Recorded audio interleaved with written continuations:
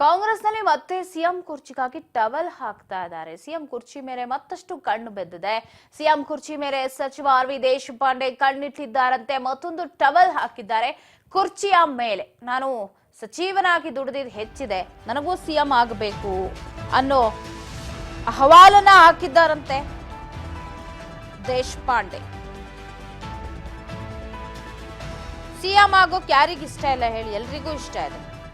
ನಾನು ಸಿಎಂ ಆಗಬೇಕು, ನನಗೂ ಇಷ್ಟ ಅಂತ ಹೇಳೋರು ಹೆಚ್ಚು, ಆಕಾಂಕ್ಷಿಗಳು ಹೆಚ್ಚು ರಾಜ್ಯ ಸರ್ಕಾರದ. ಕಾಂಗ್ರೆಸ್ನಲ್ಲಿ ಮತ್ತೆ ಸಿಎಂ ಕುರ್ಚಿಗೆ ಟವಲನ್ನ ಹಾಕಿದ್ದು. ನಾನು ಸಚಿವನಾಗಿ ದಣಿದಿದ್ದೀನಿ, ಸಿಎಂ ಆಗೋ ಕನಸು ನನಗೂ ಇದೆ ಅಂತ ಹೇಳಿ ಆರ್.ವಿ. ದೇಶಪಾಂಡೆ ಕಣ್ಣಿಟ್ಟಿರೋ ವಿಚಾರವನ್ನ ಹೇಳಿ ಮತ್ತೆ ಕುರ್ಚಿ ಮೇಲೆ ಕಣ್ಣು ಹಾಕಿದ್ದಾರೆ. ನಾನು ಸಚಿವನಾಗಿ ದಣಿದಿದ್ದೀನಿ, ಸಿಎಂ ಆಗೋ ಕನಸು ನನಗೂ ಇದೆ. ಹಿರಿಯ ಕಾಂಗ್ರೆಸ್ಸಿಗ ಆರ್.ವಿ. ದೇಶಪಾಂಡೆ ಹೇಳಿಕೆಯನ್ನ ಕೊಟ್ಟಿದ್ದಾರೆ. ಡಿಕೆ ಆಯ್ತು,